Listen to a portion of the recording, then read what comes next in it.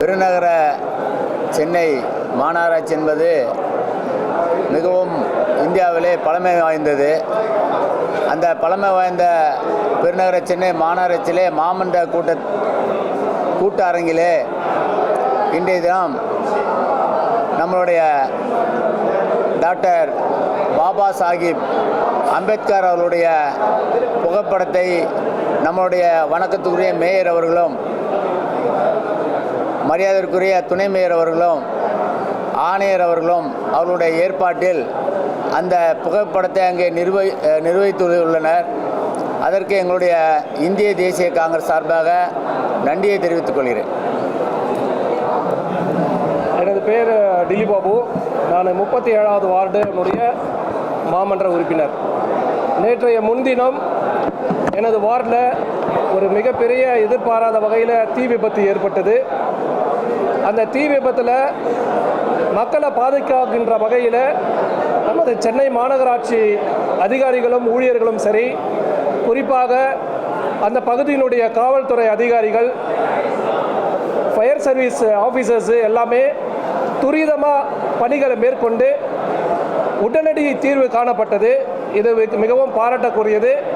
இன்றைய தினம் மாமன்ற கூட்டத்திலே அவர்களுக்கு 37வது வார்டினுடைய மக்களுடைய சார்பாக மக்களுடைய பிரதிநிதி என்ற அடிப்படையில் அவர்களுக்கு பாராட்டுகளையும் நன்றிகளையும் தெரிவித்ததோடு மாண்புமிகு முதல்வர் அவர்களிடம் ஒரு கோரிக்கை வைத்திருக்கிறேன். அவர்களுடைய பணியை பாராட்டுகின்ற வகையில் அவர்களை அழைத்து குறிப்பாக காவல்துறையும் தீயணைப்புத்துறையும் அழைத்து அவர்களுக்கு விருது வழங்கி கௌரவிக்க வேண்டும் என்று கோரிக்கை வச்சிருக்கிறேன். ஏன்னா 150க்கும் மேற்பட்ட வீடுகள் அங்கே இருக்குது. ஆனால் வெறும் 17 வீடு தான் பாதிப்புக்குள்ளாக இருக்குது. அந்த நேரத்தில் அந்த மகாகவி பாரதி நகருடைய காவல்துறை ஆய்வாளர் அவர்கள் அந்த இடத்துலையே பக்கத்தில் இருந்தனால உடனடியாக சென்று அங்கே இருந்த இளைஞர்களை கூட்டிகிட்டு போயிட்டு எல்லா வீட்டிலையும் இருக்கிற கேஸ் கனெக்ஷன்லாம் டிஸ்கனெக்ட் பண்ணிவிட்டு கேஸை வெளியே எடுத்துகிட்டு வந்தார். அப்படியும் 2 கேஸ் வெடித்ததுனால தான் அந்த 17 வீடு கூட பாதிப்பாயிடுச்சு. இருந்த போதிலும் ஒருத்தர் கூட எந்த கேஷுவாலிட்டி இல்லை, ஒருத்தர் கூட சிறிதளவு கூட அடிப்படலை. எல்லாரையுமே உடனடியாக அவர் அப்புறப்படுத்தும் பணியை மேற்கொண்டதுனால இந்த இரு ஆய்வாளர்களையும் அழைத்து விருது கொடுக்க வேண்டும் என்று கோரிக்கை வைத்திருக்கிறேன்.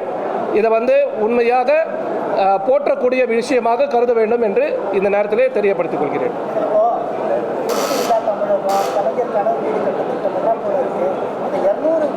பல ஆண்டு காலமாக இருக்கிறாங்க. இதனால அகற்றி அவங்களுக்கு மாற்று வீதியை ஏற்படுத்துவதற்கான முயற்சி. நேற்றைய தினம் மாண்புமிகு இந்து அறநிலையத்துறை அமைச்சர் அவர்கள் அங்கே வந்திருந்தாங்க. அங்கே மக்களே அவர்கிட்ட நேரடியாக அந்த கோரிக்கை வச்சுருக்காங்க. அரசினுடைய கவனத்துக்கு எடுத்து சென்று அதுக்கு உரிய நடவடிக்கை எடுக்கப்படும் என்று அவர் வாக்குறுதி கொடுத்துருக்காரு. எங்களுக்கு வீடு வேணும் சார், வீடு எங்களுக்கு ரொம்ப நாளாக இந்த இடத்துலேயே இருக்கும், எங்களுக்கு மாற்று இடம், எங்களுக்கு வாழ்வாதார வசதியே இல்லை, இதை மேம்படுத்துறதுக்கு கூட எங்களுக்கு வாய்ப்பு இல்லை, எங்களுக்கு வீடு வேணும்னு கேட்டாங்க. அவர் முன்னுரிமை அடிப்படையில் தகுதியின் அடிப்படையிலும் எந்த அளவுக்கு இதை சாத்தியக்கூறு இருக்கிறது என்பதை விசாரித்து செயல்படுத்துகிறோன்னு சொல்லி சொன்னாங்க. இது சம்பந்தமாக ஒரு விஷயம் சொல்லிடுறேன். எரிவுலை திட்டம் அப்புறம் பேசுவோம். இது நடுவில் தாவேக்காவினுடைய சார்ந்த நிர்வாகிகள் இதில் ஒரு சலசலப்பு ஏற்படுத்தியிருக்கிறாங்க. இதை உண்மையாகவே வருத்தப்படக்கூடிய ஒரு விஷயம். ஏன்னு கேட்டிங்கன்னா, அவங்க அரசியல் ஆதாயம் தேடுறதுக்காக இந்த இடத்துல இந்த விஷயங்களை செய்தாங்கன்றது தான் என்னுடைய கருத்து. அந்த களத்தில் நான் இருந்தேன், என்ன நடந்ததுன்னு எனக்கு தெரியும். ஆனால் இன்றைக்கி பேப்பரில் பார்த்தீங்கன்னா நிறைய நாளேடு மட்டும் இல்லாமல் செய்தியிலலாம் முக்கியத்துவம் வாய்ந்ததாக பேசிகிட்டு இருக்கிறாங்க. உண்மையிலேயே அங்கே நடந்தது என்னன்னு கேட்டிங்கன்னா, தாவேக்கா நண்பர்கள் பாதிக்கப்பட்ட மக்களுக்கு நலத்திட்டம் கொடுக்குறாங்க வரும்போது வரவேற்கத்தக்கது, பாதிக்கப்பட்டவங்களுக்கு கை கோர்க்க வராங்க, வரவேற்கத்தக்கது கொடுக்கட்டும். அவங்க பாதிக்கப்பட்ட இடத்துல போய் கொடுத்துருக்கலாம். ஆனால் அதை தவிர்த்துட்டு மக்களை பாதுகாக்கக்கூடிய கடமை அரசுக்கு இருக்குது. மாமன்ற உறுப்பினர் என்ற அடிப்படையிலும் அதே மாதிரி சட்டமன்ற உறுப்பினரும் உடனடியாக அங்கே அவங்கள ரெஸ்கியூ பண்ணுற வேலையை பார்த்து பக்கத்தில் இருக்கிற பள்ளிக்கூடத்தில் அவங்கள தங்க வைக்கிறதுக்கு உண்டான ஏற்பாடு செய்து, உணவு ஏற்பாடு செய்து அங்கே தங்க வச்சுருக்கிறோம். 10 மணிக்கு சரியாக 10 மணிக்கு மேலே அந்த இடத்துல உள்ளே புகுந்து, தங்கும் இடத்துல கேம்பில் உள்ளே புகுந்து அவங்க நலத்திட்டம் கொடுக்குற மாதிரி அவங்களுடைய கொடியை வச்சு அங்கே ஒரு பேனர் வச்சு அவங்க ஒரு அரசியல் செய்ய முயற்சி செய்தாங்க. அது தவறான செயல் என்பது என்னுடைய கருத்து. காரணம் என்னன்னா, நீங்கள் நலத்திட்டம் பாதிக்கப்பட்ட இடத்துல கொடுக்கலாம். அங்கே என்ன நடந்ததுன்னு கேட்டிங்கன்னா, 6 மணி இருக்கும் அந்த சம்பவம் நடந்தது. எரிஞ்ச சம்பவம் தீ விபத்து 6 மணிக்கு நடந்தது. உடனே கரண்ட் எல்லாம் கட் ஆகிடுச்சு. 8:30 மணி வரைக்கும் அதை வந்து தீயை அணைக்கிற வேலையில் தீயணைப்புத்துறையும் காவல்துறையும் தீவிரமாக இருந்தாங்க. மக்கள் எல்லாம் வெளியே வந்துட்டாங்க. 9 மணிக்கு மேலே தான் அங்கே லைட்டு வெளிச்சம் கார்பரேஷன் மூலியமாக லைட்டு வெளிச்சம் ஏற்பாடு செய்து மக்களை உள்ளே போய் பார்க்க முடிஞ்சுது. மக்கள் உள்ள என்னென்ன தீயில எரிஞ்சிருக்கு, இன்னும் அவங்களுக்கு என்ன மிச்சப்பட்டிருக்குன்றதை பார்த்துட்டு 10 மணி 9:45 மணிக்கு தான் அவங்க வந்து அந்த கேம்ப் உள்ளே வராங்க. அங்கே தங்கவே முடியாத, அந்த பாதிக்கப்பட்ட இடத்துல தங்கவே முடியாத சூழ்நிலை. அவங்க வந்து கேம்பில் வந்து அந்த பாதுகாப்பு உணவுக்கு வரும்பொழுது அவங்கள ஒரு ரூமில் வச்சு சாப்பாடு கொடுத்துட்ருக்குறோம். அவ்வளோ நேரம் இருட்டில் இருந்தவங்க அப்போ தான் வெளிச்சத்துக்கே வராங்க. அந்த நேரத்தில் ஏற்கனவே அவங்க மன உளைச்சலில் இருக்கிறாங்க. இந்த மாதிரி ஆயிருக்குன்னு சொல்லிட்டு பாதிக்கப்பட்டவங்க என்னமோ உள்ளே இருக்கிறாங்க. இவங்க வந்து தாவேக்கா வந்து நண்பர்கள் நேராக உள்ளே வந்து நலத்திட்டம் கொடுக்குறோன்னு வெளியே இருக்கிறவங்களாம் உள்ளே வந்து ஒரே தள்ளுமுள்ள ஆயிடுச்சு. அந்த தள்ளுமுள்ளை போக்குறதுக்காக மாநகராட்சி அதிகாரிகளும் எவ்வளவோ சொல்கிறாங்க.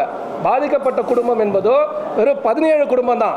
அவங்கள லிஸ்ட் எடுத்து தாசில்தார் வந்தாங்க, லிஸ்ட் எடுத்து அவங்கள வந்து உரிய படிகள் மேற்கொண்டு வருது. வெளியே இருந்து ஆளுங்களாம் வந்து பப்ளிக்கெலாம் உள்ள வந்து எல்லாம் மிக்ஸ் ஆகி அவங்க வருத்தப்படுறாங்க. நாங்கள் பாதிக்கப்பட்டவங்க, நாங்கள் எங்களுக்கு நீங்கள் முக்கியத்துவம் கவனிக்காமல் நீங்கள் யார் யாருக்க கொடுக்குறீங்கன்னு இந்த மாதிரி தான் சண்டை ஆயிடுச்சாங்க. அதுக்கப்புறமா காவல்துறை ஒழுங்கு முறையில் தான் அவங்கக்கிட்ட சொல்கிறாங்க, கொஞ்சம் வெளியே போயிடுங்க, இந்த கேம்ப் உள்ளே வராதிங்க, நீங்கள் கேம்புக்கு வெளியே பாதிக்கப்பட்ட இடத்துல கொடுங்க, கேம்புக்கு வெளியே போய் கொடுங்கன்னு சொல்கிறாங்க. அவங்க வீம்புக்குன்னா அவங்க காவல்துறை கிட்ட சண்டை போட்டு தள்ளுமுள்ளு ஏற்பட மாதிரி சூழ்நிலை கிரியேட் ஆயிடுச்சு. அதுக்கப்புறம் அவங்க வெளியே அனுப்பி கேட்டை சாத்துறாங்க. இதுதான் அங்கே உண்மையிலே நடந்தது. ஆனால் அவங்க வந்து சித்தரித்து ஒரு பெண்ணை வந்து பூட்டு காலால் எட்டி உதைச்சாரு காவல்துறை அதிகாரி. அவங்க போய் 30 மீட்டர் விழுந்தாங்க. அங்கேருந்து நகர்றதுக்கு முடியல, அவ்வளோ க்ரௌடு நெருக்கத்தில். அவர் எட்டி வச்சு காலியாக அங்கே இருக்கிற இடம் 30 அடி போய் 30 மீட்டர்னா 100 அடி யாராவது எட்டி வச்சு போய் விழ முடியுமா? இதெல்லாம் ஏற்புடையது இல்லை. இந்த நேரத்தில் வந்து அங்கே அந்த ஒழுக்கம் இல்லாமல் நடந்துக்கிட்ட நிர்வாகிகளும் கொஞ்சம் தவறான, எல்லா நண்பர்கள் தான், அங்கேயே லோக்கலில் பகுதியில் தெரிஞ்சவங்க தான். பட் இருந்தாலும் அரசியல் நாகரிகமோடு நடந்தால் சிறப்பாக இருக்கும். இதை உண்மையான நிலைமை என்னன்னு தெரியாமல் அவங்களுடைய தலைவர் சகோதரர் விஜய் அவர்கள் அவர் வீட்டில் இருந்து அவர் ஒர்க் ஃப்ரம் ஹோம் தான் பண்ணுவார். வீட்டில் இருந்து தான் அவருடைய வேலையை செய்வார். அவருக்கு கள நிலவரம் என்ன தெரியாது. அவர் களத்துக்கு வந்து இப்போ நாங்கள் மாமன்ற உறுப்பினர் சட்டமன்ற உறுப்பினர்லாம் மக்களுக்கு தேவையான விஷயத்த களத்தில் போய் பார்க்கறதுனால தான் அவங்களுக்கு தேவையை உடனடியாக எல்லாம் செய்ய முடியுது. ஆனால் இவர் வீட்டிலேருந்தே ஒர்க் ஃப்ரம் ஹோம் பண்ணுறதுனால உண்மையான கள நிலவரம் என்னன்னு தெரியறதில்ல. அவங்களுடைய நிர்வாகி கீழே இருந்து என்ன சொல்கிறாரோ அதை நம்புகிறார். நான் என்ன சொல்ல வரேன்னா, நீங்கள் உண்மையிலேயே ஸ்மார்ட்டான ஆளாக இருந்தால் உங்களுக்கு மெச்சூர்டு பர்சன் யாராவது விவரமான ஆளுங்களை அனுப்பி முதல்ல விசாரிச்சிருக்கணும், அங்கே என்ன நடந்ததுன்றது விசாரிச்சிருக்கணும். அதுக்கப்புறம் நீங்கள் அறிக்கை கொடுத்துருந்தா அது ஏற்படுதுன்னு சொல்லலாம். அதெல்லாம் இல்லாமல் எங்கள் கீழே இருக்கிறவங்க சொல்கிறாங்கன்னு நம்பி அப்படியே என்னான்னு உண்மை நிலவரம் தெரியாமல், அதுதான் ஒரு வியாபாரம் செய்கிற முதலாளி அவருக்கு வேலை தெரியணும். கீழே இறங்கி அவருக்கு வேலை தெரிஞ்சாதான் அந்த வியாபாரத்தில் அவர் சக்ஸஸ் ஆக முடியும். அதே மாதிரி நீங்கள் ஒரு கட்சியினுடைய தலைவராக இருக்கும் பொழுது கள நிலவரம் என்னன்னு தெரியணும், இல்லைன்னா யாராவது உங்கள் ஆளை வச்சு தெரிஞ்சுக்கணும். அதை விட்டுட்டு யாரோ சொல்கிறாங்க, நிர்வாகி சொல்கிறாங்கன்றதை நம்பி செய்கிறதுனுடைய அறிக்கை கொடுக்கறது அது ஏற்புடையதா இல்லை, ஒரு மெச்சூரிட்டியாக இருக்கிற மாதிரி எனக்கு தெரியல. இதுதான் இந்த நேரத்தை நான் தெரியப்படுத்துக்கிறேன். எரிவிலை சொல்லுங்கள். அத்திப்பட்டிலையா அந்த மாதிரி செய்தி இல்லையா? கார்பரேஷனில் அந்த மாதிரி ஒன்றும் தகவல் இல்லையா? கொடுங்கையூரில் கொண்டு வரதா தெரியப்படுத்துகிறாங்க எரிவிலை. அதுக்கு எல்லாருமே நாங்கள் எதிர்ப்பு தெரிவிக்கிறோம். அங்கே இருக்கிற கொடுங்கையூர் சார்ந்திருக்கிற மக்கள் எல்லாமே கொடுங்கையூரில் கொண்டு வரக்கூடாதுன்னு எதிர்ப்பு தெரிவிக்கிறோம். இந்த திட்டம் என்பது வரவேற்கக்கூடியது தான்.